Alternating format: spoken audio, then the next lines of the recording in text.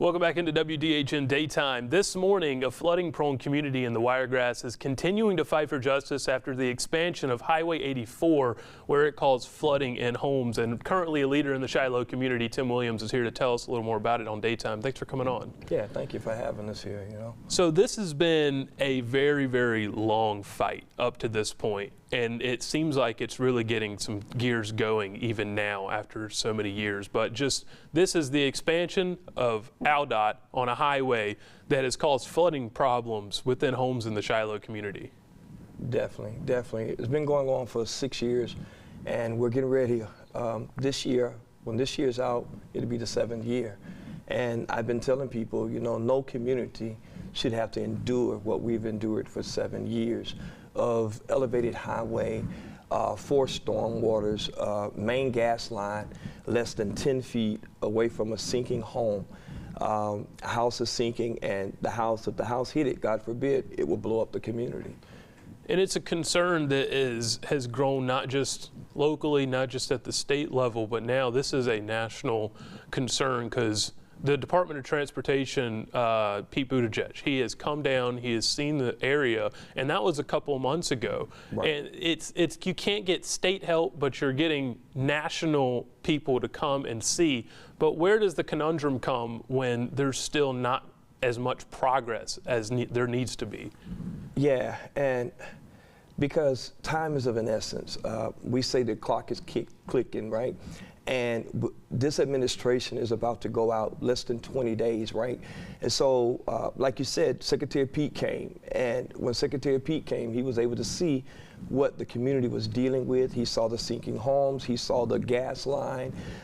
He saw all of these things, and he began to talk with the national station, ABC News. And one of the things that he said was that nobody in the Shiloh community should have to go through what the Shiloh community citizens have been going through, and that he's going back to work with tools that he has to help the Shiloh community. Well, it's been almost 9 months now, and only thing that we got was a VRA, which was a volunteer resolution agreement, that would only cover the highway, US Highway 84, and the flooding, but it did not target the damaged homes, the homes that are sinking, the roofs that is cracking for over 6 years. And so that's why the fight is continuously, we're constantly fighting because the VRA fell short to address, the homeowners' property and homes in the Shiloh community. And I like what you said with time being of the essence, because even though Secretary Buttigieg has gotten down here, it seems like there's not nearly as much action as there needs to be. But with time being of the essence, the community itself has taken that into their own hands. And even to get Pete Buttigieg back on the talking table, I went up to Cleveland to him and to talk to him. How did that go? Well, it was the community leaders and the Bullitt Center, and we had the Sierra Club. The Sierra Club sponsored it. And so we went to Cleveland, hoping that we're going to get a seat in the room, that we're going to be able to talk with Secretary Pete Buttigieg. That didn't happen. We put in asking to come to Washington, D.C. to meet with Secretary Pete Buttigieg about the VRA and about making the people whole and fixing the situation, addressing the situation that's in the Shiloh community. That didn't happen. So we had to end up going to Cleveland. And then when we got to Cleveland, now we were able to talk with different people, different churches. Elizabeth Baptist Church invited us in on Sunday. We was able to, let them see and let them hear what is going on. We also had ABC News from New York. Jared was with us, and we were able to bring awareness there, and that church got on board with us. And then the United Church of Christ, the national head office there in Cleveland, got on board with 4,800 churches, bringing awareness to the whole world, letting people know this is real. This is an environmental injustice situation that needs to be taken care of, and it's an emergency situation. So we were able to also gain momentum with other people joining forces. But with Secretary Pete Buttigieg, he was able to talk to Jared with ABC News, and he told them that the Shiloh community did not create this problem. You know what I'm saying? And then he also addressed my daughter, and told my daughter that, hey, we understand that the Shiloh community did not create this, and we know that ALDOT created this and put us in it, and they got to fix it. So where has the communication gone with Kay Ivey? Is it just out the window? Yeah, it's out the window with her. I've contacted her office many a times, constantly calling, trying to get the governor to come down and see the problem in Shiloh.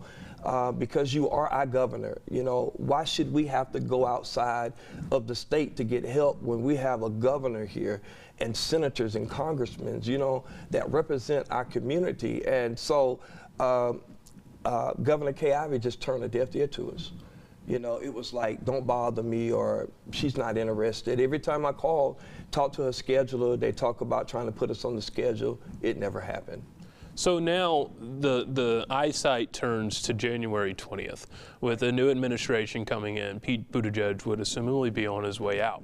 And does that bring on another challenge, or how does that bring on another challenge for the community? Is it to get in contact with the new transportation secretary and possibly start a relationship with them to possibly work with the new administration? Well, we're hoping that it does not go into a third administration. Absolutely. You know, we've already been through 2 administrations, and now this 3rd administration, we're going to be back in the hands of President Trump. It started under the Trump administration. And so we're hoping and praying just before Secretary Pete Buttigieg go out that he would honor the cry, that he would do a binding written agreement stating not only fixing the highway, but to fix the homeowners' homes and their property, you know, for 6 years, you know, and they'll do that. The communities do that because the community did not create this. Because if he does not do that, the community is going to be left with all the damages, trying to take care of the homes, trying to prepare their properties. It's devastating. And the community has already lost monies, paid out monies out of their own pocket trying to stop this. And it's not fair because we're taxpayers. You know, I own 2 businesses, a cleaning business and a carry-out restaurant. I shouldn't have to come out of my pocket to fix something that the state created and put us in, and you know what I'm saying, and damage our properties and our businesses, you know, and our homes. Is not right, and you know, and it shouldn't be like that, you know. What if the in this problem, in this fight, what if the insurance companies, have they said anything? Oh wow. Is that just a whole nother animal? Oh man, yes. The insurance company came in and dropped our insurance. They did a report. They brought in a foundation engineer and everything. They came in, they paid them $7,000 to do the engineer report. And the engineer report came back showing that ALDOT, the state of Alabama, caused this problem. And so they pulled out. So now, even me as a leader and a homeowner, I don't have no coverage. I don't have no fire insurance. I don't have no homeowners insurance. I don't have anything now. You know, they took all of that because they said, we're not going to pay for something that ALDOT did. They took you from a flat land and put you in a bowl situation. So now it's a flooded situation. We've never been in a flooded situation. Everything was normal. But when they widened US Highway 84, it hurt the community. It put us on a bowl, and all the water is forced over there onto us. So now this is coming down and to really, it seems like it's either if Secretary Buttigieg can do something in the last 20 some odd days or not. And if that ends up being the case, do you feel like it's a restart? Yes, it would be a restart, and it would be a terrible situation, you know, because the people have already been let down. You know, they've been promised this and that, and nothing comes out of it, you know, and working with the state of Alabama, they just want our property. You know, they want us out of there, but that property has been in our family since Reconstruction, since the 1800s, been passed down from generation to generation, and it's historical property, you know, and we shouldn't have to give up our property and let them take it from us just for pennies, you know what I'm saying? Yes, sir. And that's not fair. And so we're standing, and like I said previously on a lot of shows, is that we're not going anywhere. We're going to stand, you know what I'm saying? Because that property means a lot to us. It has been in our family since Reconstruction, and we're not going to let it go.